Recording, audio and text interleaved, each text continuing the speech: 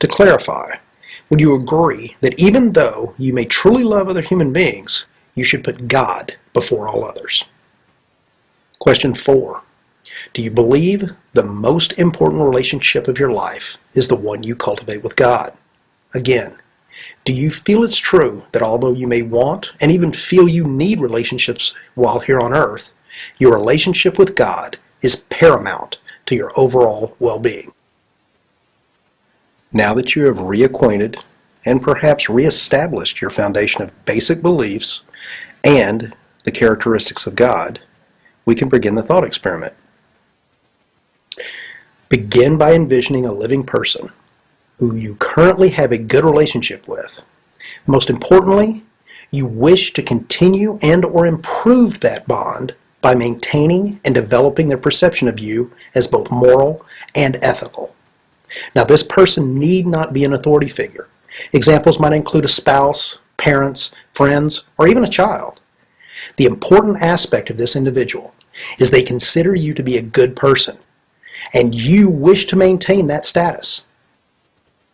Now I'd like you to picture yourself performing an act, better yet, let's make that a sin, that you have done in the past, and that if found out, could jeopardize how this individual views you.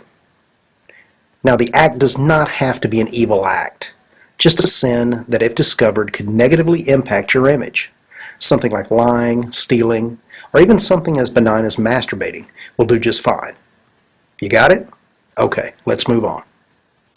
Now I'm going to turn up the heat on you a little. Imagine that individual becomes aware of what you're doing.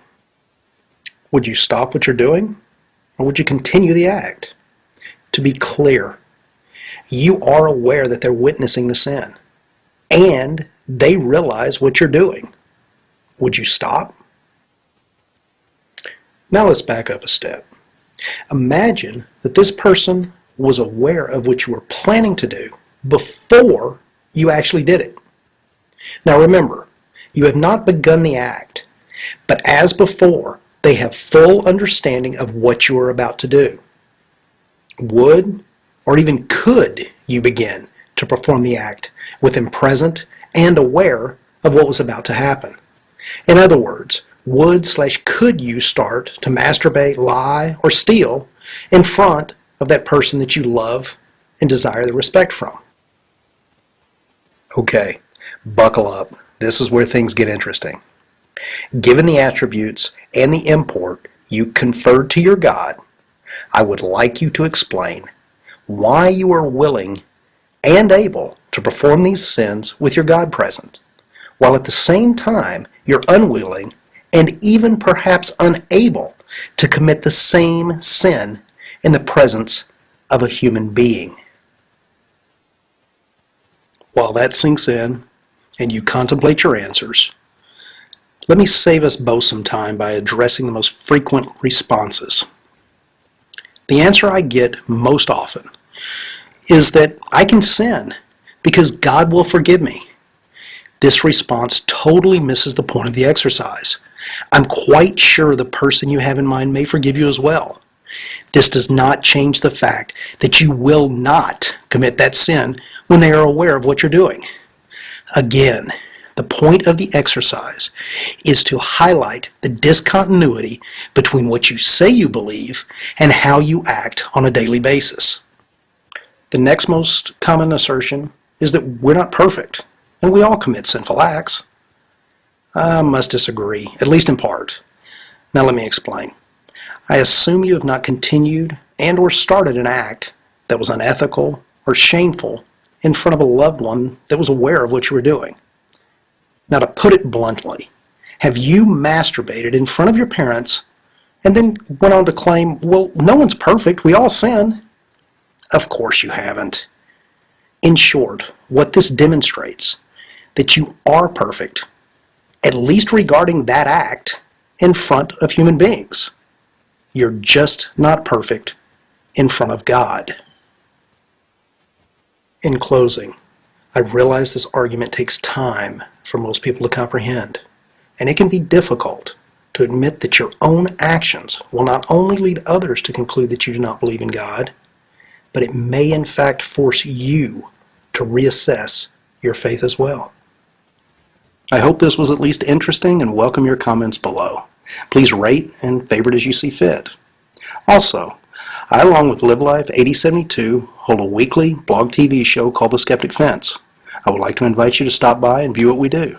We welcome people of all faiths and encourage everyone to call in during the question and answer portion of the show. Just in closing, first, Jason, again, thanks for doing this. And the main reason that I'm saying that is I don't know that my video's been around for right at a month now, and I've got a little over 1,000 views, 1,200, somewhere in that range. And even though I've had a lot of PMs and quite a few comments, Jason is the first person in either in the comments or in a video response or any other way has actually agreed to address the question. Everyone else is attacking the question itself as a group thought experiment and not applying it as it was intended. So I'm definitely looking forward to it. And again, thanks, Jason. I really appreciate you for kind of stepping out on a limb and being the first one to actually answer the question, which is, why you behave the way you do when you know God's watching. That's all I've got in my 20 minutes, so I'll go ahead and concede the rest of it over to Jason. Jason, 20 minutes. Hello, I just want to thank everybody for having me here, and I just want to thank NEGATIONofP and Mr. Jones and Live Life, and just to offer a warm friendship to Mr. Jones and Live Life, and just to say sorry if I've ever said anything that's upset you. Please forgive me. I want to say first thing, the video when I first debated NEGATIONofP privately really shook me up in one way, because it does expose any hypocrisy or anything that's not right in your life. Debating and discussing the video is a good thing from that perspective. So that's and also it's been a really stimulating intellectual journey, and for me in the last week and a half thinking about the video. So those are the good things about the video. I know that it's a case of push it onto me why I act personally, but I think some important things need to be talked about objectivity. The title of the video does say proof, and I think that title should be taken out because it doesn't provide any objective evidence that a person doesn't believe. It might show that a person might not believe, but that's not necessarily objective scientific evidence. And I think the title gives a misrepresentation there. Also about objectivity, and I say this with great respect, and I say this as critical to myself as well. But since 9/11, Sam Harris and Richard Dawkins and Christopher Hitchens and others have reacted quite strongly at that situation and wrote very strong polemical books. And on the backlash of that anger against religious extremism, a whole tsunami of YouTubers, atheist YouTubers, popped up, and they became kind of missionary atheists. And I think that has not changed. I think that backlash is still here. And so therefore, when people are making videos, they think they're being objective, but actually they're in the midst of that historical flow. And I think NEGATIONofP is in the historical flow, and I'm in the historical flow. And I think that he and me have prejudice that perhaps we're not aware of in that historical flow. And you can see prejudice within this video. For example, NEGATIONofP, and I say this as knowing that NEGATIONofP is an honest, sincere man, and saying I'm just as bad as him. I have my own prejudice, so it's not like being critical of him personally. But it does say in the video, sin and church, and then at the end it says all religions are welcome to come to the Skeptic Fence. But within that video there, it's contextualized so that Christians can understand the video, sin and church. But yet, it's applied to Christians, but yet at the end, all religions are invited. So I think that it is specifically aimed at a certain group of people, and I think there's prejudice there. And also, in terms of using the words masturbation was used 3 times, and it does have symbiotic implications. Those words have that word has connotations in a religious context, and so a Christian person especially would be powerfully affected by those words. So I know negation is trying to be honest and sincere, but I do think there's issues of that it's not really objective to gauge whether someone believes or not. Scientifically speaking, for that person to think scientifically. The other thing as well, peer review and things like that, you know, Negation has submitted it to his friends, atheist friends, about 5 or 6, and one Christian, me, from the list under his video. And, you know, I think if it's going to be seen as proof, for even subjectively to a person, it has to be subjected to wider scrutiny and of wider community, etc. But this is a good start that NEGATIONofP's done. Second thing is on the resurrection. He talks about belief, and then he says you make up your mind. But then he says, but God's attributes, and he mentions 4 attributes. And I think he should make up his mind whether to let people think completely their beliefs, or whether he should leave that out and just put 4 comments of attributes of God. But because he's said 4 attributes of God, he's kind of leading people to think in a specific way, and that's not objective. And I think, you know, I think it's important that, you know, we have to come back to this objectivity as well if we're talking about action and how people's beliefs work out in action. And there's no room to talk to discuss specific beliefs, and I think we have to talk about objectivity in beliefs. And if you're talking about Christianity, we've got to talk about the resurrection of Christ and objective evidence for that. You know, the recent scholarship with Dr. Balcom, N.T. Wright, and people like that, the source material, the Gospels, what are they? Tacitus, Josephus, lots of things like the Gnostic Gospels, how do they relate to the Gospels? Dr. Price, Richard Carrier, people like that who are coming against people like Dr. Balcom, N.T. Wright, and lots of critical issues that come down to about objectivity about history relates to Christianity. And I don't think this video even begins to tackle that issue, and that's important in relation to how we act. Is it based on objectivity? Because someone could actually say, I am actually perfect, I perfectly do everything, so what are we going to do then? The only way we're going to deal with them is that we pin them down on objectivity. Is it objective truth that they have? What worries me with this video and a lot of atheist stuff and a lot about our Western culture is Jesus Christ had the most powerful influence in history. He influenced the East. Even Gandhi said he was the most perfect person he'd ever read about, thought about. H.G. Wells in the West said Jesus had influenced history like nobody else. Jesus has influenced the Galilean Jew, has influenced science, has influenced politics, has influenced literature in every department throughout history, socially. You know, thousands of hospitals, tens of thousands of hospitals have been started in his name, and we don't discuss about Christ in our Western culture enough. And I think as atheists that you need to address that. The next thing as well is recent research in neuroscience. Recent research in neuroscience has shown why people act the way they do. And you've got to understand the way the brain works. The brain processes information at the front, logically, and in the middle of the brain it processes emotionally. Now, when a person learns habits of practical habits in their life, if in the middle of the brain, it's the pain and pleasure together, working together. Now, if a person's in pain, it triggers pleasure, okay?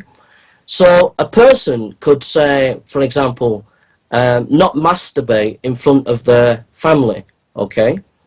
But when they are alone, if they're in pain in some way, and pain could be stress affects pleasure, depression affects pleasure,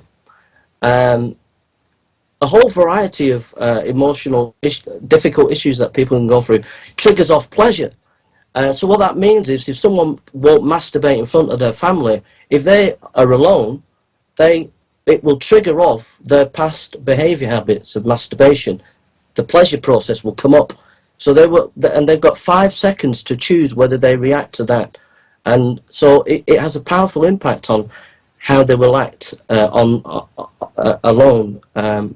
And you know, so the recent research in neuroscience is extremely important in talking about this issue.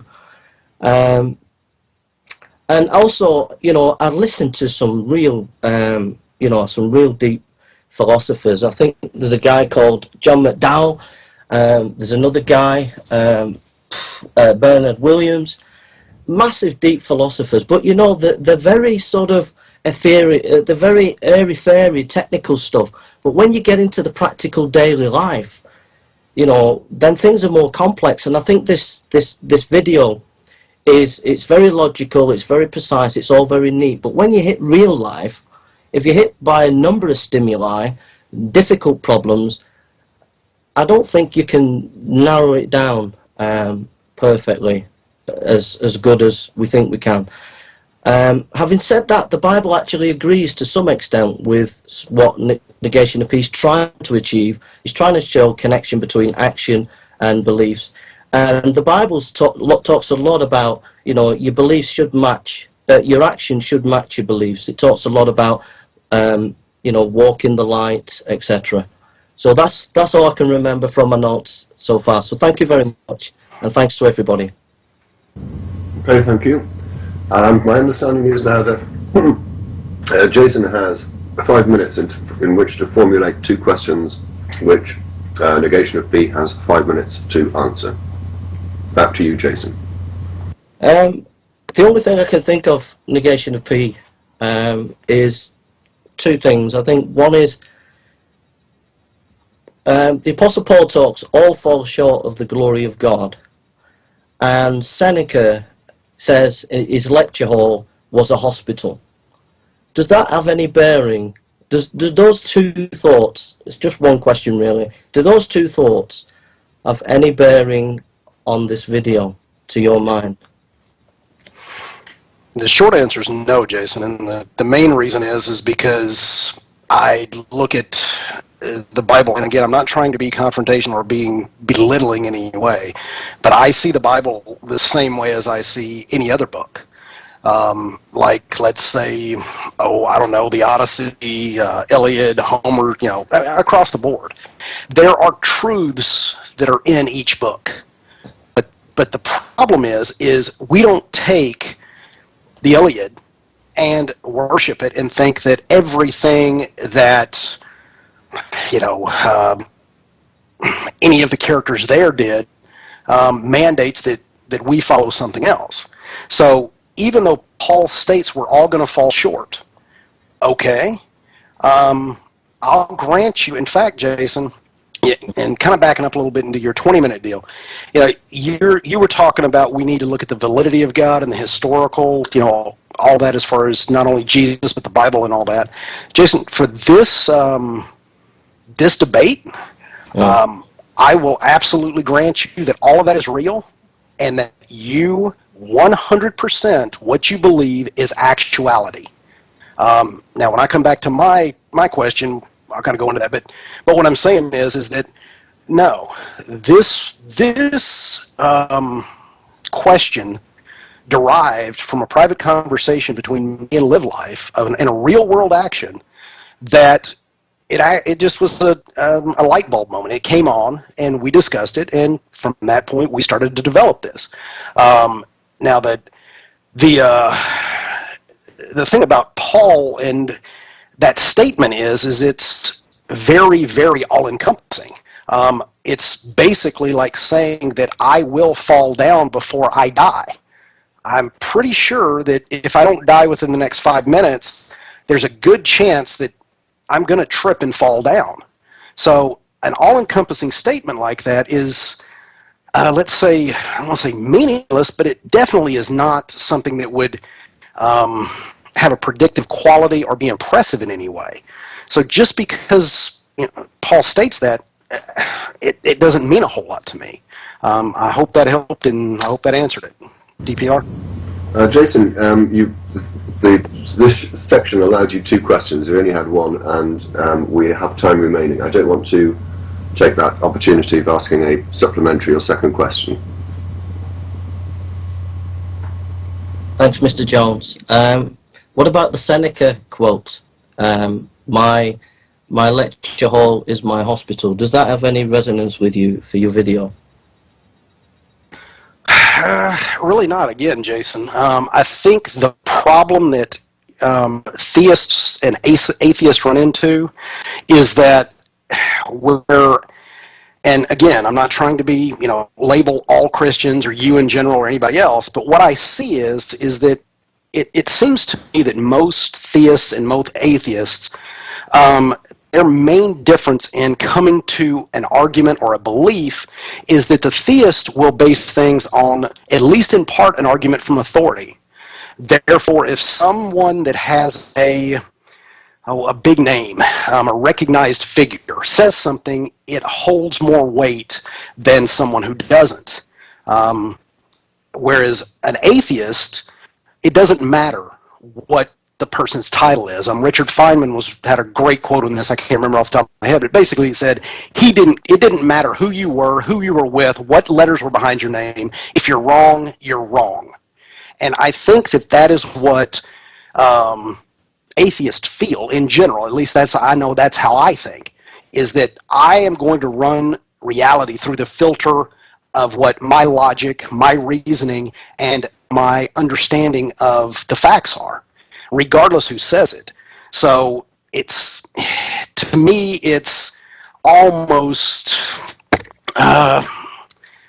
irrelevant who says it. It's either true or it's not. And if it's not, great. If it is, great. If my 7-year-old comes home tomorrow and tells me something that I didn't know before that's true, I'm going to take it just as much as if I heard it from Stephen Hawking.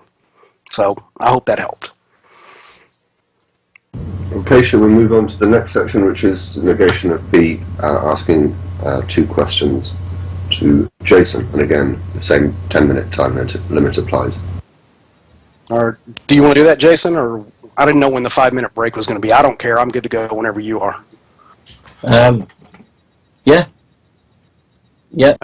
Did you want the break, or did you want me to go ahead and ask my questions? No, go on. Yeah, ask your questions, bro. Okay. If that's okay. All right. This has to do with objectivity, and it seems that you don't feel that my questions are objective. And I guess the problem I have with that is that beliefs, and the question I'm asking is, do you agree with this? Even though a belief may be, by definition, a subjective term, we can test for those beliefs. The example I will give is, I believe in a mysterious force. We do not understand this force in any way. My job is contingent on this force. And because of my belief that this force is real and exists, there are certain limitations that I impose on myself. Now, the force that I'm speaking with is gravity. When I'm in my aircraft, I do not step out of the door when it's off the ground. Now, there is no one who can tell you definitively what gravity is. We can see the reaction to it. But again, I don't know if those reactions are real. In fact, I don't even know if what we're doing now is real. We could all be a brain in a jar for argument's sake. And gravity is just part of the construct of the matrix, for lack of a better term. But I believe that. Therefore, I don't do as Neo did and walk off the side of a building. Now, again, I was a little disappointed because the 20 minutes that you had, you didn't address personally anything on the argument. You talked about everything except how it pertains to you. Now, just as I can look at how gravity affects my decisions, I'm trying to apply the same methodology to how your belief in God affects your actions. And I'm seeing a disconnect there. So could you explain that for us? That's all I had. Go ahead on that one. Okay, bro. First of all, you talk about objectivity and as if Christians aren't interested in objectivity and names. You know, I talked about the resurrection of Christ, and you know, Tacitus and Josephus, and you know, there's information there about who Christ is historically, and the Christian faith is based on a plausibility of structure of basic facts. Okay. So I think you're being a bit prejudiced there. The second thing is, I also, you talk about the Apostle Paul and things like that before as well. You know, I gave you recent research. It's recent research I'm talking about by Dr. Robbie on neuroscience. So I gave you neuroscience and about how actions work, and if you thought about what I said, you know, it answers some of your questions about masturbation, why people masturbate, you know, I think that the issue of why I quoted Seneca and why I quoted the Apostle Paul is I gave you two sources of a basic reality, a basic experience. Is that, you know, you won't like this, but we fail. We are not perfect, and your logical construct is it's in a make believe world. When we hit reality in real life, you will find holes in your logical construct. Okay, when you listen to Bernard Williams, he's an ethicist, and he talks about we've got to look at real life. And you know, even he, who's a perfect logician, like left his wife and messed up, you know, and he lived by logic and reason and wanted all things logical and reasonable, and he made a mess of his marriage. But he's not. That doesn't mean to say he doesn't believe in logic and reason. It just means he made a wrong turn in life. So we've got to get back to being practical in everyday life, and that's the beauty of Jesus' teaching. It's about being a farmer. He talks about farming. He talks about it's all in everyday life experience. Whereas the academy is in the university, and it's all away from real life. You know, we've got to get into real life and how it works in real life. So when I quoted Seneca and the Apostle Paul, they're realists. They're working in the real life. They know what it's like when someone comes home drunk, or when the wife's not happy, or whatever. That's what we've got to get to, as well as the logical pincer movement of analysis, which you like, and which is very good. But let's get into practical everyday life. I'll give you a little story. A person came to Charles Spurgeon, this guy here. He was running a theological seminary, and a guy came to him and said, will you let me into your theological seminary? And he said, why should I let you in? He says, because I'm perfect. So Spurgeon got a glass of water and threw it onto the guy, and it went over the guy, and the guy got really angry and said, how dare you? And Spurgeon turned around and said, I thought you said you were perfect. You're not so perfect now, are you? And that's the problem with your video. Your video is sounds like negation. You're a logical Pharisee, that you're hunting people around as if you can pin them down with your pincer-moved logic and expose their beliefs in hypocrisy. But at the end of the day, not everybody is perfect. Like I said, the Bible agrees with you to a part. Actions do tell us about what people are like. But your video is not realistic. It's not rooted in real life. We are not perfect. Even the most logical, reasonable person will make mistakes, will fail, even if they live to their own perfect standards. If you're making love to your wife, you do not take a book of logic with you, okay? You will make love, and while you're making love, you might have a wrong thought of another woman or whatever. You know, it doesn't mean to say you don't love your wife. Logic and reason is great, but it doesn't deal with real life as well. And you need the two in balance. You're on this side, logic and reason, let's get it all sorted. I'm saying, yeah, logic and reason, but let's just be practical.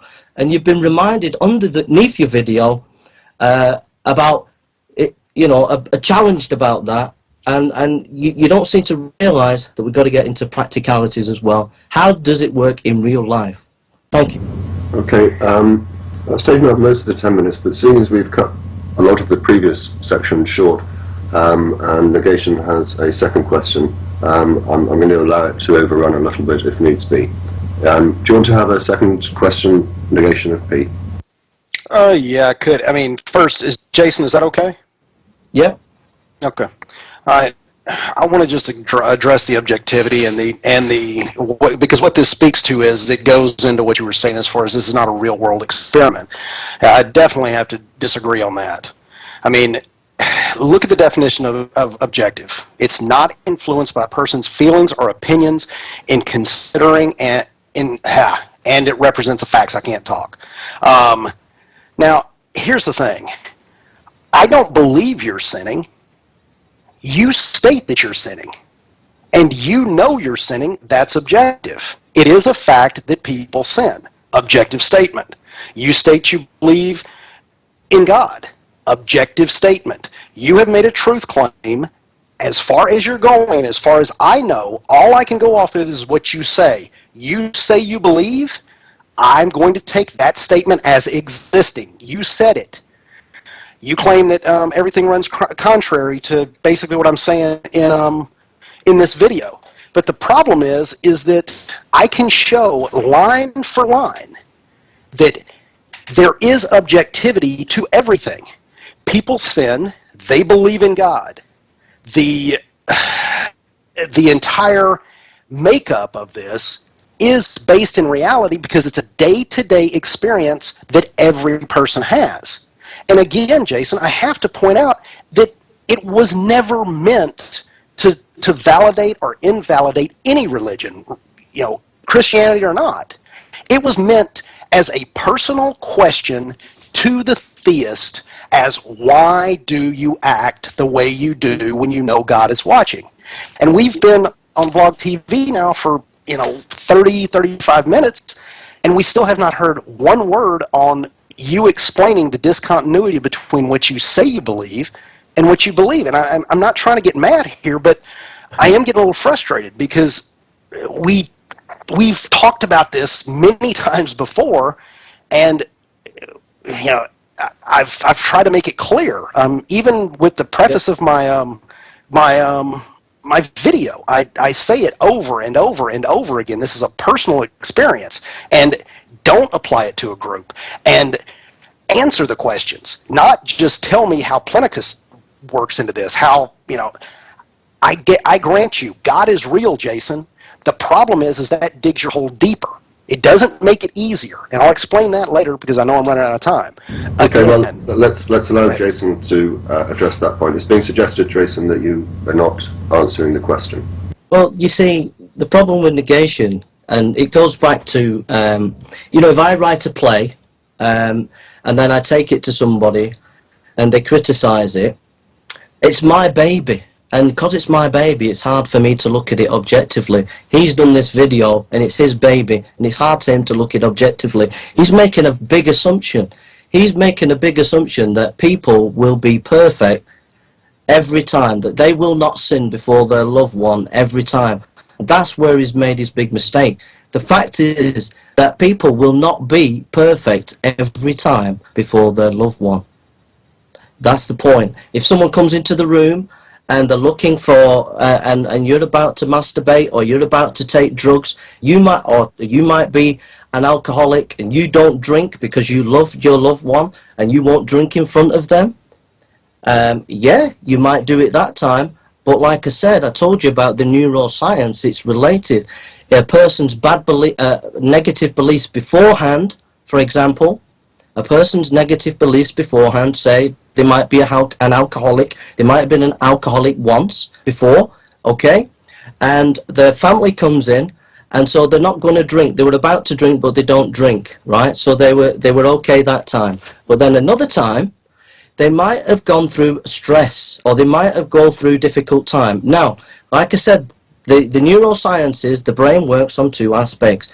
Frontal lobe, it analyzes logic. The middle part of the brain, it deals with pain and pleasure. Now, research was done in 1950 that with rats, that if the rats, if rats are stimulated painfully, they think they're experiencing pleasure because they're connected together. So the scientists were shocked when they provided a lever for the rats to receive pain. They actually went to it because they were receiving pleasure, and then they all died.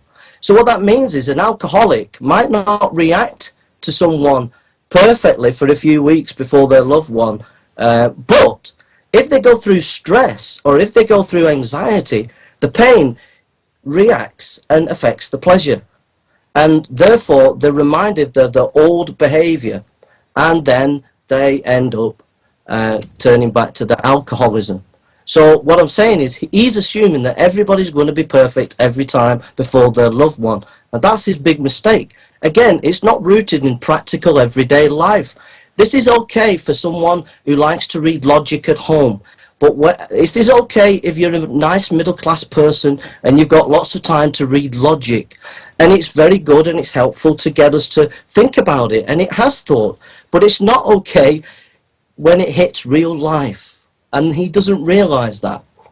Okay, you overran a little bit there, Jason, but as I say, I didn't want to interrupt you. I think what we'll do is allow Negation of B to come back briefly on that point. Then we'll take our 5-minute break. And what I was also going to suggest is the next section that you have down is a back and forth for 10 minutes. Seeing as that we've run short on previous sections, do you want to extend that maybe to 20 minutes? Because that might be more interesting. And then, whilst you're thinking about that, can I just remind people that the last 30 minutes is going to be a question and answers from the audience. If you would like to ask either of the two speakers a question, either live, you can send a contact request to Magic Sandwich Show. Or alternatively, if you do not want to appear, you can send a question to me on Blog TV. Please pose it as a question, not a statement, and then I will use my discretion. So, Negation, did you want to come back very briefly, and then we'll take the 5-minute break?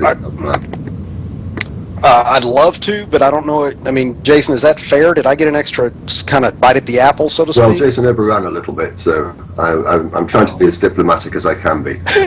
Oh, I see what the deal is. The only thing I'd say is that was all great information, but again, it didn't speak to the question at hand at all, as far as I could tell. So okay, well, let's leave it at that. We'll take the 5-minute break, and then we'll come back. As I say, do you want to do 20 minutes to and fro?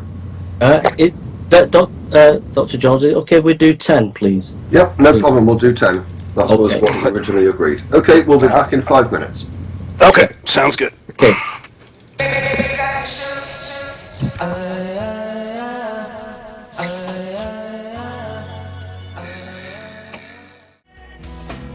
Alright, going live.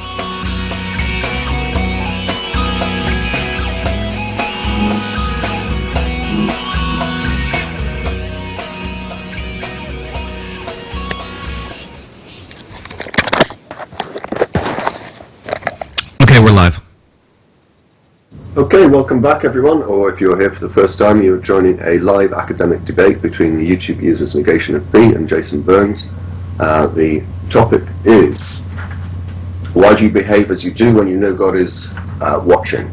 We're now having what is referred to as a 10-minute back and forth, and then we'll be taking questions from the audience. I say, if you would like to ask us a question, either send a contact request through Skype to Magic Sandwich Show, or Post me, DPR Jones, a PM on the blog TV, and I will read the question out for you.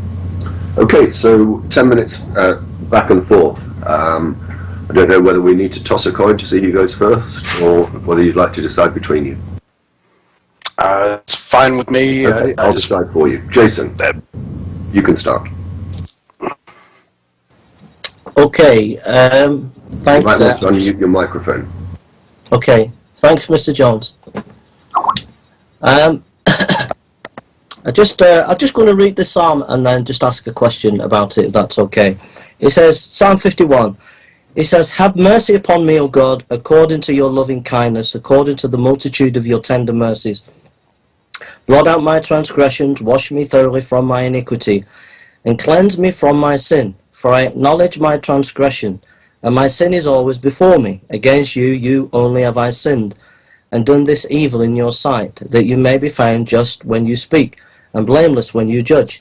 Behold, I was brought forth in iniquity, and in sin my mother conceived me. Behold, you desire the truth in the inward parts, and in the hidden parts you will make me to know wisdom.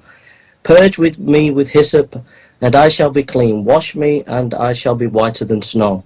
Make me hear joy and gladness, that the bones you have broken may rejoice. Hide your face from my sins, and blot out all my iniquities. Create in me a clean heart, O God, and renew a steadfast spirit within me. Do not cast me away from your presence, and do not take your Holy Spirit from me. Restore to me the joy of your salvation, and uphold me by your generous spirit. Then I will teach transgressors the ways, and sinners shall be converted to you." The context of that psalm is King David was a king. He loved God, but then he was having a relaxing time at home. He saw Bathsheba, he fancied her. He thought, "I like this. I want a bit of crumpet," and he sent Uriah, Bathsheba's husband, off to war. Purposely made sure that he got killed. Then he had his way with Bathsheba. Then the prophet Nathan cornered him and pointed his finger at him and said, "You're the man, you sinned." And in his brokenness, David repents, and this is the psalm. Now, the question I asked to Negation of P, did David believe in God because he'd done that sin? Okay, we've got that. Negation.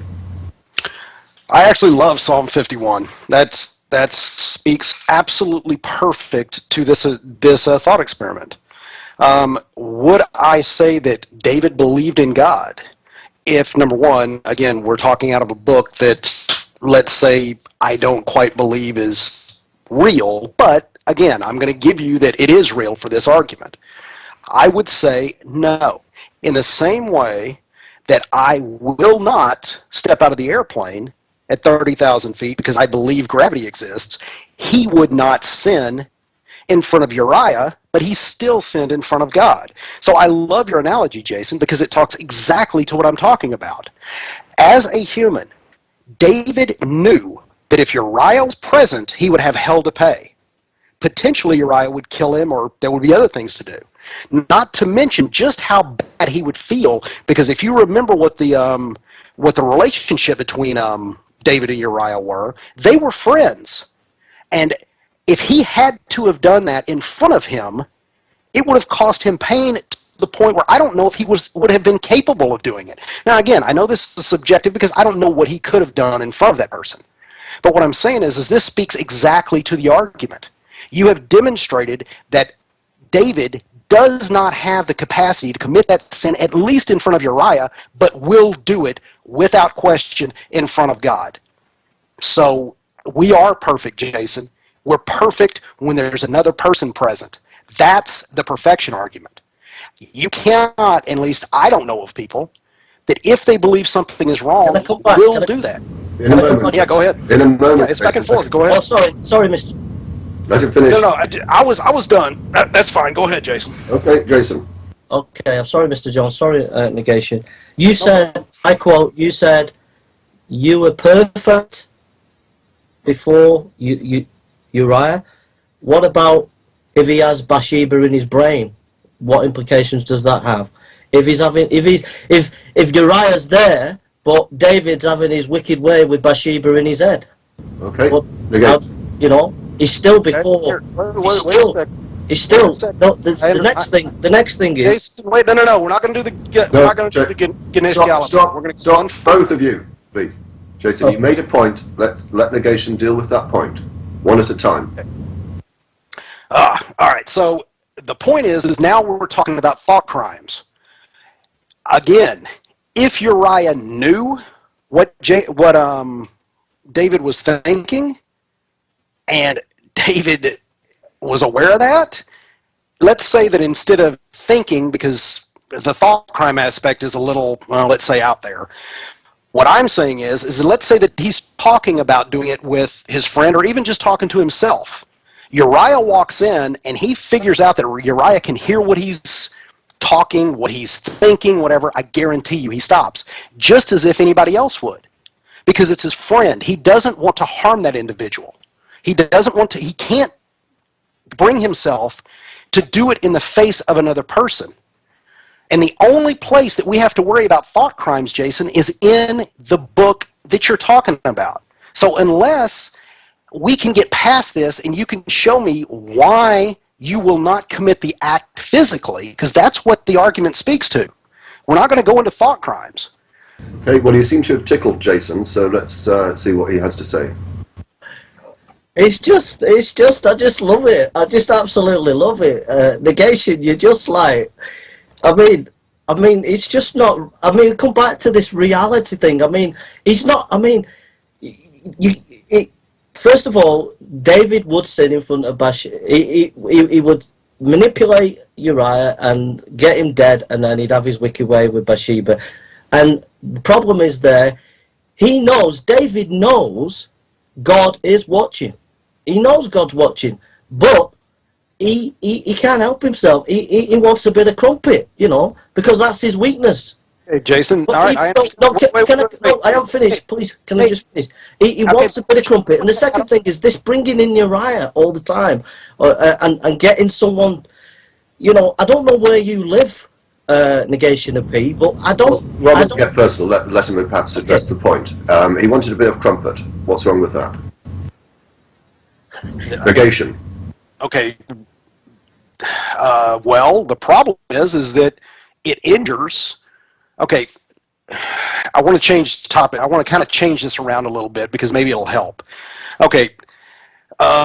Number one, why would that infidelity be wrong? Well, there's a thousand different explanations we can go into and get into objective versus subjective morality and all of that crap. I don't care. Let's say that I give you every point that, yes, it was wrong. You're still not able to explain to me, Jason, why he, or more importantly, what the entire premise of the argument was, why you will be perfect in front of other people. You say that I'm not dealing with reality.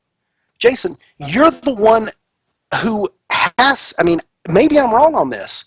When you're in another room with somebody and there's something that you feel is unethical, you will do that act in front of them, yes or no? Jason. Could you say that again? Could you ask that question again, I guess, please? Sorry. What it boils down to, Jason, is that with Uriah and David, it's the same thing as you and potentially your mother or somebody else. David couldn't do it. You're telling me that I'm not dealing with reality, when the reality is every person on the planet acts just like David did, including you. So again, why don't you commit unethical acts in front of people when they're aware of it? You say that I'm not dealing with the reality. That is the reality, Jason. It's not reality, Negation. People do, I don't know. Take anger, Negation. Take anger, right? Someone comes into a room, you want them to really feel good about you, okay? And you're about to get angry and you see them and you stop, okay? And you do that perfectly all the time.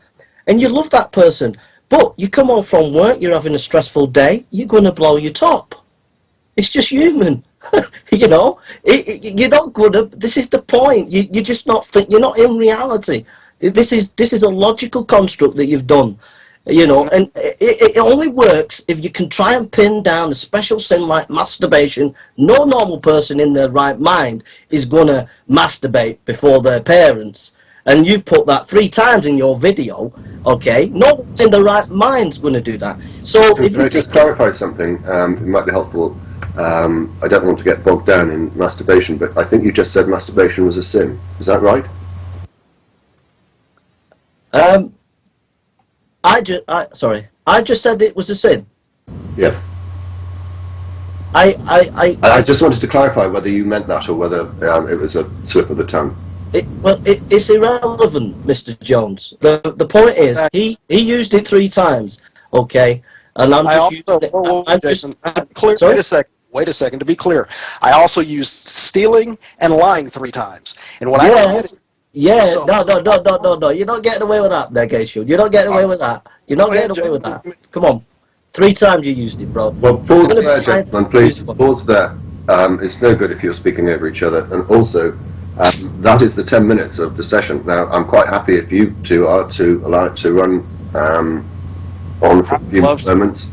No, I'm happy to continue to the next bit, Mr. Jones, if that's okay. Okay, well, the next bit, if I just remind everyone, is a question and answers from the audience. See, I've got 1 contact request. If you would like to ask a question to either NEGATIONofP or Jason, send a contact request to Magic Sandwich Show, or 1 word, on Skype.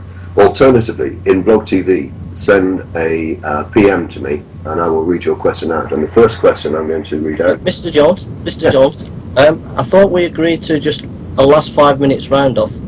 I thought we agreed to... Negation has 5 minutes to finish, and I have 5 minutes. Jason, you are absolutely right. I do apologise. So there'll be 5 minutes each, and then we'll take the questions. So again, if you want to, if you have a question, please send me a PM or a contact request. But you're quite right. I missed that bit out, Jason. Thank you for reminding me. I can't remember who was supposed to go first. I'll let Negation go first, if that's okay. 5 minutes closing, Negation. Okay, this will be fairly quick. Jason, I'm not making this personal, man. I really think that you're trying, but I have to state this, that I do feel very disappointed. I came into this thinking that you were going to address the question. Thus far, you haven't said 1 word about what the real question is. So now I have an additional question. Is not only the first question, but also why it seems there is not a theist yet that will even touch the question, let alone, whatever. I think that if we were in a formal debate, one that was scored, which I have been a part of before at the college level, Jason, and again, I'm not trying to be negative, but if you go back over the tapes, the question was very straightforward. And by avoiding the question, you would have absolutely lost hands down. Now, I'm not trying to win this. I don't care. All I'm trying to do is ferret out truth. But we will never find truth if we don't ask the questions. That's where my disappointment comes in. Oh. I'm done.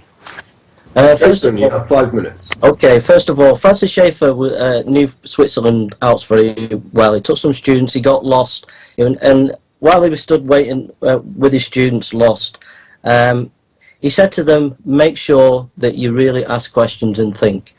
And, from Francis Schaeffer's influence, we're taught as Christians to think about, and I want to think, and this video has stretched me. It's been fantastic. I've loved every minute of it. I've loved the research and the thinking. I've got stacks of notes here. I've read on neuroscience, I've read on philosophy, I've read everything and thought everything. And the whole problem with negation is because he's too busy thinking about logic and he's in his own little world, he needs to hit reality and think about this issue. We don't react perfectly all the time. That's the problem with the video. Not saying there's no value in it. There's great value in the video. I want to thank Mr. Jones, Live Life, Negation, everybody come in, and I just thank you so much, and thank you for a wonderful opportunity, and thank you for all the effort that everybody's put in. And I've just had a fantastic time, and I wish Negation the best. He's a sincere thinker. He tries his best, and I appreciate what he's trying to do. So thank you. Okay, then we'll move on to the final section, which is 30 minutes of questions from the audience. And as I say, you can either send a contact request to Magic Sandwich Show or send a PM on Blog TV, and I will read the question out. And the first one I'm going to start with comes from, I'm sorry, I'll probably mispronounce this, Rorschach. No, I'm not even going to try. He states as follows, Jason, even if we grant your premise that one can believe in God and not always act like one does, what does behaving in such a way say about the strength of a believer's conviction? Jason, I'm going to invite both of you to respond to all the questions, but that one obviously directed at you, Jason, so you go first. I think it depends. I think there's a lot of truth in what Negation of P's video. There's a lot of truth in it, about the way you act, and how you act tells a lot about what you believe. So there is a lot of truth in that, and the Christian faith talks about in John chapter 1, 1 John chapter 1 and 1 John chapter 4 and 5, it talks about walk in the light, obey, love the poor, don't hate your brother. If you hate your brother, you're not truly a Christian. But it also says, but if you sin, you can, if you confess your sins, he is faithful and just to cleanse you from all unrighteousness. So the Bible expects high standards. It expects you to walk in love and obedience, but it has an allowance that you will make mistakes, you will fail. That's one point. The other thing is, there are grades within the Christian life. It talks about babes in Christ, and it talks about being mature in Christ. Now, some people can have, in China, they haven't got Bibles, okay? So a Christian will be a babe in Christ. They won't know much. So the way they live, they won't have much knowledge. And, the Christian faith is based on intellectual knowledge, and they won't have much intellectual knowledge. And so that will have an effect on how they behave. And someone who's mature will have more intellectual knowledge. So these what I'm saying is there's the stricter that we've got to strictly obey God, but we've allowance for failure. But even in the Christian faith, there are grades of obedience. It has allowances for people's failures and weaknesses. It says we're new creatures in Christ, but if you're a drug addict and you've just got saved, you can be loving, but you're going to be struggling for maybe 6 weeks, a year, many years with your drug addiction. Are you going to say the person's not a Christian because they're still taking drugs? No. They've got a problem with drugs. It doesn't mean to say they're not a Christian. So just because some actions are not consistent doesn't necessarily mean that they don't believe. And I think this video is trying to do too much. It's trying to do too much. It's a good I'm going to pause it there because obviously we only have 30 minutes. Sorry. And I'm trying to be fair with it so far as time is concerned. Negation. Yeah, I'll try to be quick. Answered for about 3 to 4 minutes, so feel free to use that amount of time. Okay. Basically, yeah, I think that's a great question because it speaks to the heart of my argument. And I think the problem is when the theist comes back and tries to establish that God is real, it only makes his job that much harder to explain his actions. In the same way that, let's say that I have a child and I live on a busy street, I live on that street my entire life. I'm fully aware of the hazards that street have, and I decide that I'm going to let my child play out front unescorted, and the kid gets in the street and gets killed. And the police officer shows up and says, explain what's going on. And instead of explaining my actions, I'm going to go off and tell him the history of the road, tell him how dangerous it is, tell him every wreck that's happened on that road. That's going to hang me in a court of law because I have no way around explaining why my actions, how I could have taken those actions when I understand fully the hazards involved. Now, in this analogy, the child is your soul, and the hazards are the sins. Now, when you say that God is going to punish you in such a way, the same way that gravity will punish me if I step outside my aircraft, and you still step outside that aircraft, there's a huge disconnect there. And why no one will answer that, I don't know, but I'm not going to get into that again. Thanks. That's all I had. Okay, in that case, we've got one live caller. Just take me a moment to bring them into the call.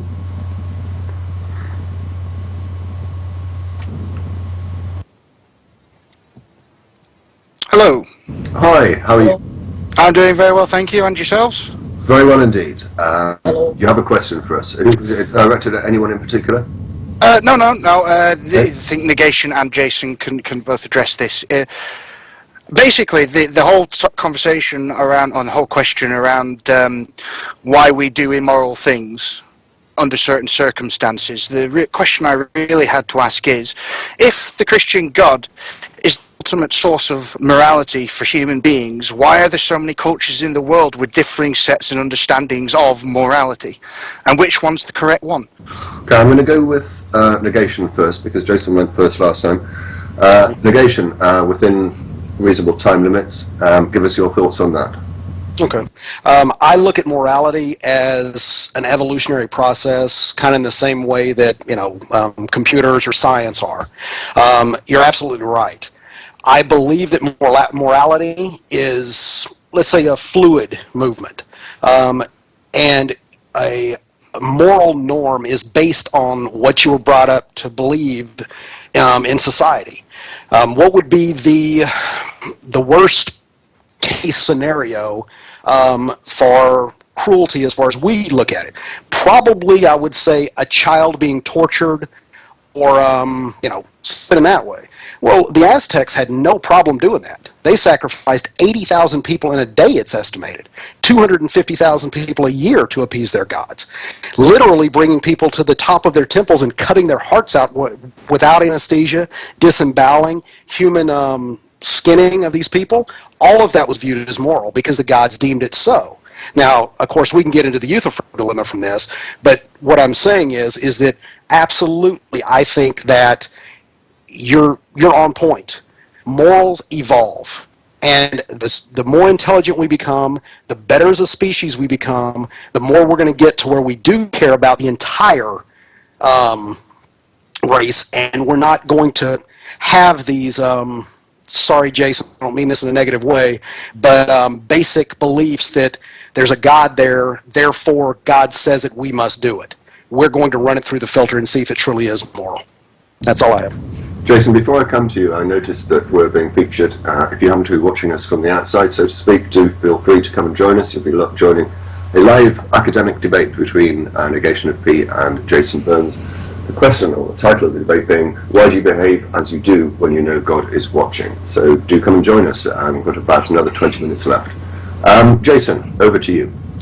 John Lennox in his book Gunning for God talks about the is-ought distinction, and he talks about David Hume and Wittgenstein talked about how you can't get from the is to the ought in morality. In other words, nature does not say anything about morality.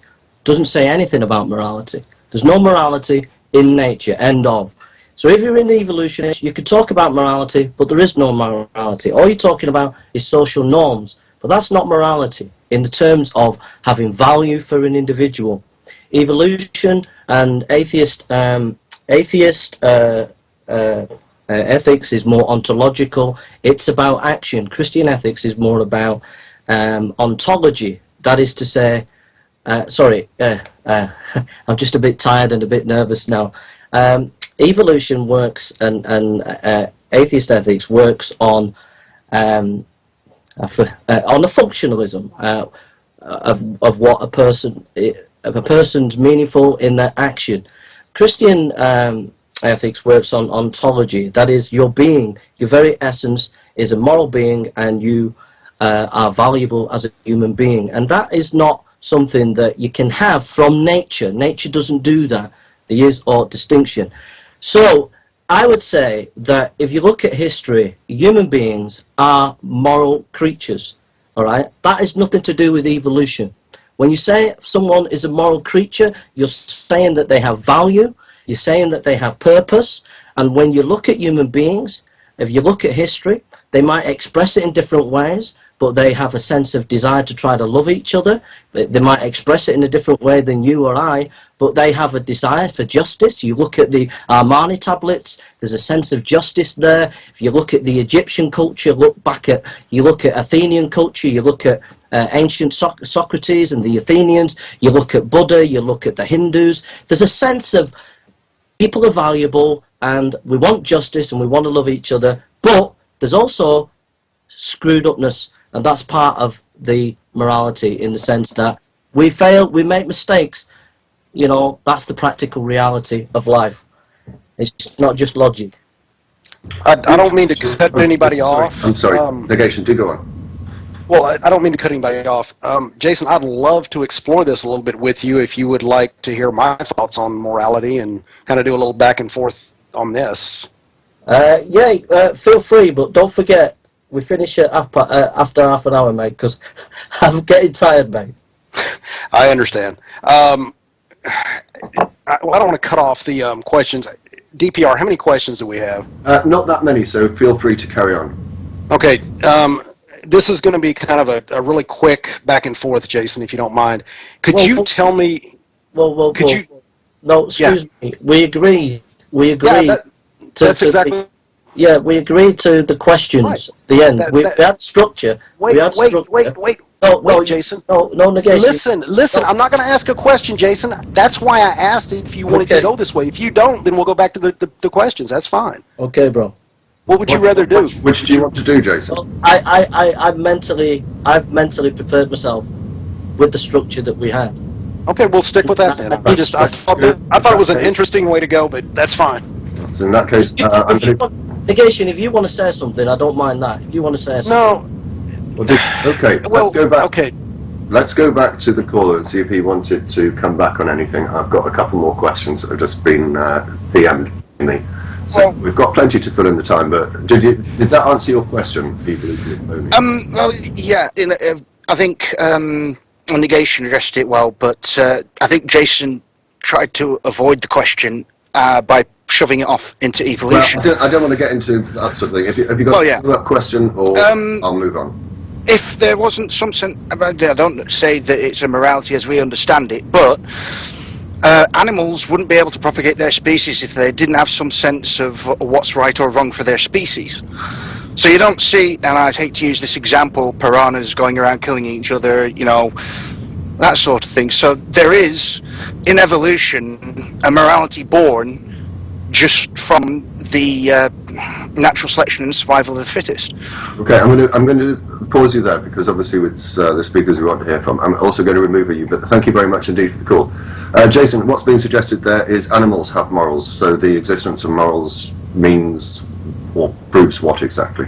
We got to ask the question: what is moral? When I use the word moral, I mean free agent. You're able to act, and also there is value in you as a person and value in the other person. Nature doesn't say anything about value. End of. I think the question was, do animals have morals? Well, obviously, it's not the same as when I say that they are able to act, but they can only act in according to their nature, so they don't have morals as human beings have morals. I don't want to take negation space, but I thought that was the crux of your whole argument, that we don't have control over our nature insofar as masturbation, lying and stealing is concerned. Yeah, but I didn't bring in the neuroscience, and in the debate there's a very important part of the thought process. If you study neuroscience, I just listened to a lecture today at our church. We had an expert in psychology and neuroscience come, and he was telling us that the brain has about 7 seconds to make a decision. It's not aware of it. It just comes in the mind, and you're not aware of the connections within the brain. And if you're in it brings the image of a past event. We'd have to go back to the neuroscience, but so if you get that image of a past, we'll just have to go backtrack because it's important. Like I said, in the neuroscience, the brain at the frontal lobe is logic, and in the middle it's emotion and pain, pleasure and pain. Okay, if a person, say, is a drug addict, Mr. Jones, and He's been a past drug addict, but he's changed, he's reformed, and as he goes on in life, and he experienced some stress, that is seen as pain within the middle of the brain. But the pain will affect the pleasure part of the brain. So it will bring up his old experiences for drugs. Now, at that point... Jason, I fear that you're simply recounting what you've already said before. No, in neuroscience, there's 7 seconds... Yes, you've made that point 3 times now. No, 7 seconds subconsciously. And you're not Made aware... the point 3 times now, Jason. We've only got 10 minutes left. So Let the patient be silent. The point is, he can actually agree to that image coming to him. And if he does, he'll go back to his old ways. Okay? And so it's... You made the point, Jason. I'm going to insist that you stop there. So fish are not... Jason, you've made the point. Okay. Fish are not aware of it. DPR, let him finish real quick. I don't mind submitting some of my time. Go ahead. Fish are not conscious of these images in order to make choices like that. Okay, negation. Okay, sorry guys. I guess I'll just make my point with the is-ought. Jason, I don't know if you're aware of this, but you can't get to the is-ought, or can't account for is-ought either. And what I mean by that is that most people, when they are talking about why we should do something, or the ought, and when you use God as your test to define what the ought should be, because God is in his infinite love and all of that. Well, when I ask I shouldn't say every, when I ask most theists, what does it mean to be moral? Most of them say it's reflecting of God's nature. Now, if we use that, you have real problems, because I think we could all agree that harming children is just about the worst thing you could possibly do. We have multiple examples in the Bible. Exodus 4:21 through 23, where, and that's the one that I key on. In that's where the Lord tells Moses to go back and tell Pharaoh to let his people go. But beforehand, he tells Moses that he is going to harden Pharaoh's heart. In other words, he is going to brainwash him to the point where he doesn't have the ability to let him go. And because of that action that God mandated, he kills every firstborn. Now, is that moral? And if your morals are reflective of that God, I fear for you. So you can't get to the is-ought any better than we can. So be careful with that. That's all I have. Jason, do you want to respond quickly to that before I take the next question? No, there's some. It just makes me laugh, because I like the bit about Moses and Pharaoh, and I've had a lot of talks with atheists about that. That's why I'm laughing. You know, I'm not laughing at you. It's just. Right. Let's take the next question then. We've only got 10 minutes left. It's a good point. A good point, Negation. The next question I'm reading out comes from Logical Statements 183. And he asks, why are you, Jason, not a Muslim? I'm not a Muslim because of 1 Corinthians chapter 15. 1 Corinthians chapter 15 talks about is good historical source. It was most scholars would agree that it's 1st century, 64 AD. Or even before that, it goes back to like 54 AD, and even earlier source, historical source of the resurrected historical Christ. And I have a choice between the Muslim, Muhammad, who says he knows about Jesus 600 years about Christ, or I have this early historical document of the Apostle Paul, and I would rather go with someone who was closer to the event historically and is backed up by other historical materials such as Tacitus, and we could go on and on and on, and that's why I'm not a Muslim. Negation. I would argue... Let me broaden the question out, I suppose. The question really is saying, how do you choose one religion from another? I'm presuming that's behind the question. That's the million-dollar question, and especially when you're looking at Pascal's wager. Not only is it problematic when you have decided on which specific religion you look at, but then to justify which sect of that religion is almost insurmountable. Christianity alone, we're looking at 33,000 different sects. Now, my challenge to anyone who wants to bring out Pascal's wager is that how do you know that what you're doing is not only as bad as what I'm doing by just not believing, but in effect going against the first commandment and pissing God off on a daily basis because of the God that you're worshiping is not the real God. Even if you are a Christian, you could potentially be a part of one of these sects that doesn't respect him in that way and doesn't follow what God wanted you to do. So, yeah, there's a problem there with trying to figure out why people believe and why they don't. I say it's, again, society. I think Jason is itching to come back. Jason. Pascal's wager. Most academics don't really understand Pascal's wager, and also you've got to look at Pascal's wager in its context. If you read his book, and I encourage you to read his book, you'll find Pascal's very important about evidences for the Christian faith. So, you know, it's not a lack of intellectualism in objectivity. So Pascal wager in the context of his book, and also it talks, you look into, go and study the issue about infinite and finite. These are key terms. It's a bit complex, but you need to go and have a look at that. Very few academics, if you go on to Philosophy Encyclopedia, Stanford Philosophical Encyclopedia, go on there, read what they have to say. Even they don't understand. Even Hitchens didn't understand Pascal's wager, because very few academics realize the words about finite and infinite. A lot of academics have missed that. Jason, the next question for you is, what if you're wrong? What if I'm wrong?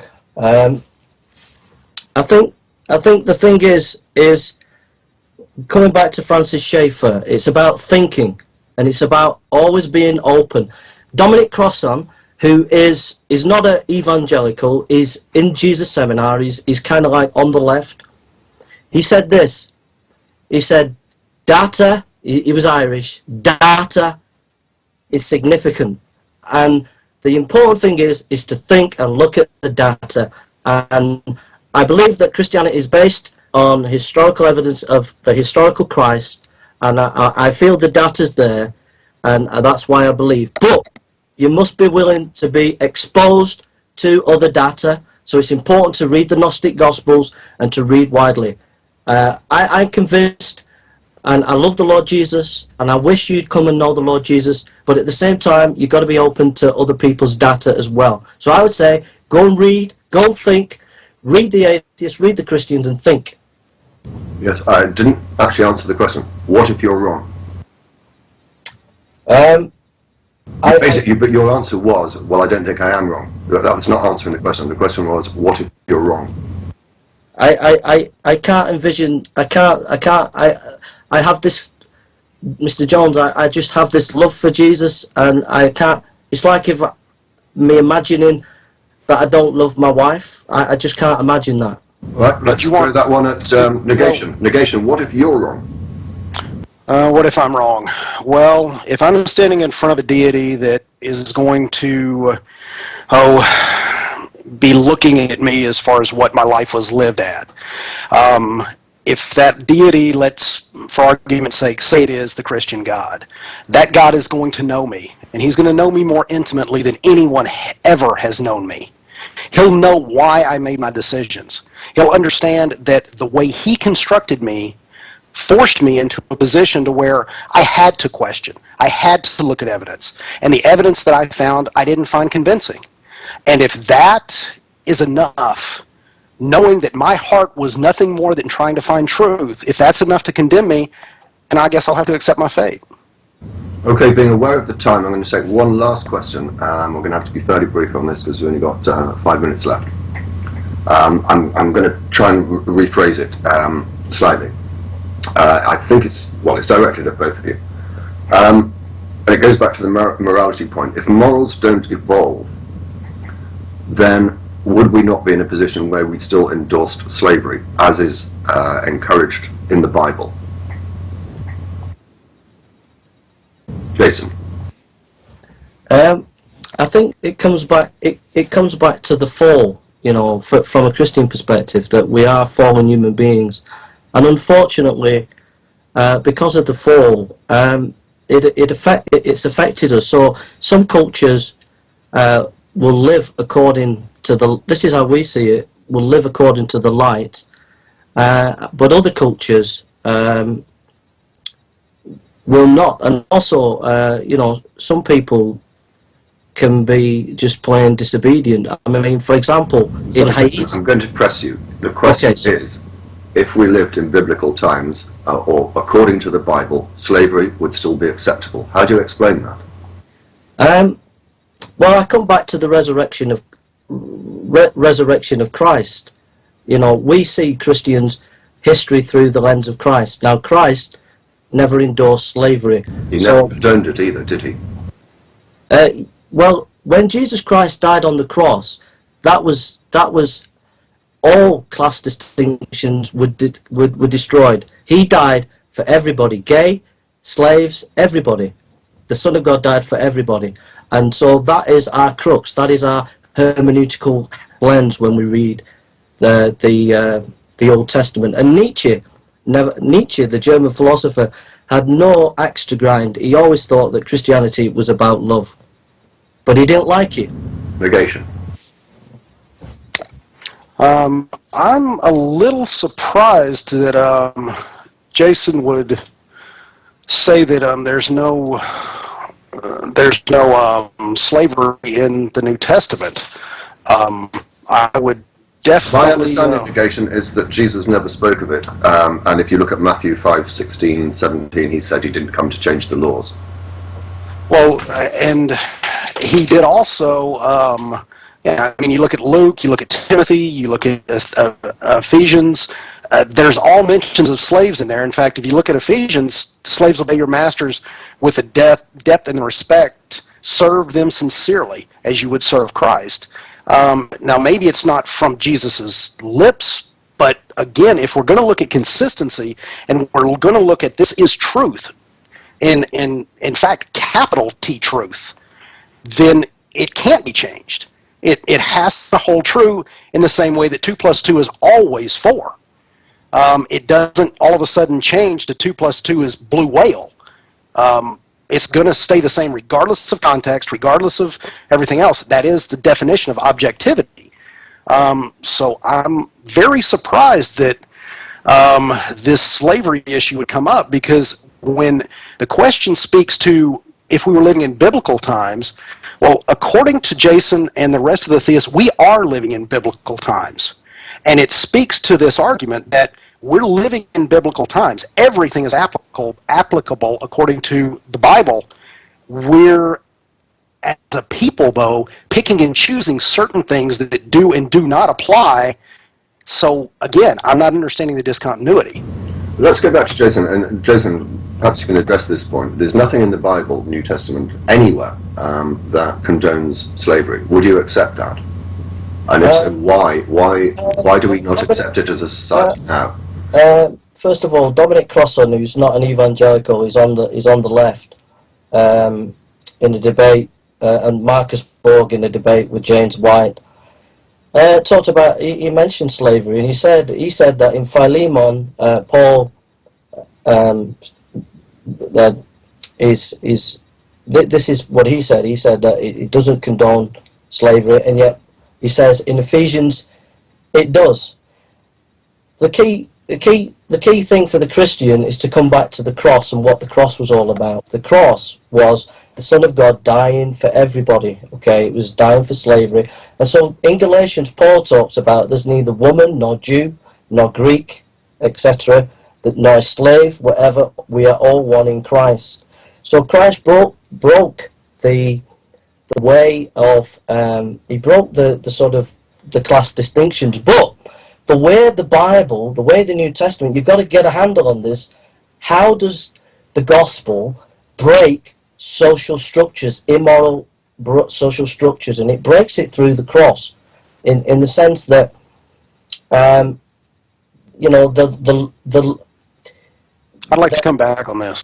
when people When people realize that they are loved before God and that God died for them, then you should treat them as you would be treated. And so Paul is not advocating slavery. He's advocating that you treat your person, the person, like the Son of God has treated you, died for you. Okay, can I just, before I come back to you, Negation, point out that that is the 30 minutes up. What I intend to do, if it's okay with both of you, is allow Negation just to come back on that point for no more than 2 minutes. Give you both then 1 minute each to finish off with, and then I will tell you where you'll be able to see this video. Okay. So, Negation, first, just dealing with that specific point, no more than 2 minutes, and then 1 minute each. Okay, Jason, you stated that Jesus being on the cross broke the apparently the Old Testament covenant. What I'm not understanding, and we've had this conversation, if that's true, then explain why homosexuality is wrong, because that's an old covenant. That is Leviticus, Deuteronomy. That is not New Testament. So why is that still wrong? But slavery, if you're going to break slavery, in other words, why don't you break homosexuality in the same way? I think that opens up so many cans of worms, Negation. I know, I'm sorry. I'm not going to go there, but I'm going to invite first Jason, just 1 minute to finish off with, and then 1 minute from Negation, and then, as I say, I'll wrap everything up. Okay, I just want to say thanks to everybody. I think Negation's more sharper than me, more logical, more you know, he's a much cleverer person than me. And I just thank you for having a chat with me, Negation, and I've loved every minute of it. And I just want to thank Mr. Jones, who's been an excellent host, and it's been really nice to be with you, sir, and live life. And just thanks everybody for coming. You've challenged me, and I've got a lot to think about, and so thank you for the time, and I hope it's been beneficial to everybody. Everybody, thanks for coming. Really appreciate it, and just wish everybody a happy evening. Thank you. Okay, Negation. I just want to kind of reflect all of things that Jason said. Jason, again, I know this has got to be hard for you coming into the Lion's Den. I absolutely appreciate what you're doing, and I hope that you didn't take anything that I said as a personal insult or anything else. I'm just literally asking questions. As far as, you know, how I think the debate went, you know, I still am a little disappointed that it really never did seem like it got to the question. But again, you know, we can do what we can do. I'm more than happy to, you know, take this on again if you want to, Jason, or even something else. I mean, I definitely love it. Your comment about me being sharper than you, I don't think that, you know, that enters into it in any way, shape, or form. I'm not trying to be good or slick or whatever. It's just I have questions, and I've had a chance to develop these questions for literally 25 years, and you know, so they're kind of at hand. I hope you didn't feel like I was trying to make you feel, you know, stupid or anything else. Everybody in the chat, y'all were great. I loved it. Anybody that's still out there on the outside, we do this every Saturday, or we do at least a show every Saturday. Please come in, and Jason, you're welcome anytime. Thanks. And DPR thinks you did a great job. Thank you very much to both of you. Thank you also to everyone that turned up. Thank you for the questions. I'm sorry I couldn't get to all of them. I know that Live Life is going to finish off and include in his finishing remarks exactly where you may be able to see this video when it's posted on the internet. But I just want to echo Negation's point that they do have a show, that's just to say Live Life and Negation, every Saturday, Skeptic Events, well worth going to see. And on that note, thanks again to everyone, and I'll leave it to Live Life to close the show. Thank you. Thanks, DPR. Thumbs up for DPR, Negation, and Jason Burns. They all did a wonderful job. DPR Jones, great job moderating. I do appreciate it. Also, if you guys ain't familiar with DPR Jones, he also does a show too on Sundays on the Magic Sandwich Show. So make sure you guys go check that out too. We host it here every Saturday from 8 to 10 o'clock Eastern Standard Time. Me and Negation, we talk about the hot topics in the news that pertain to religion, politics, so on and so forth. So make sure you guys subscribe to the show. I do appreciate it. And Jason Burns, I accept your invitation to be friends, so I appreciate it. And guys, great job. Thumbs up for everybody, and that's about it. Good night, all. Thanks. Thank you. Thanks, Live Life. Thanks, Mr. Jones. Thanks, Negation. Thanks, everybody. God bless you.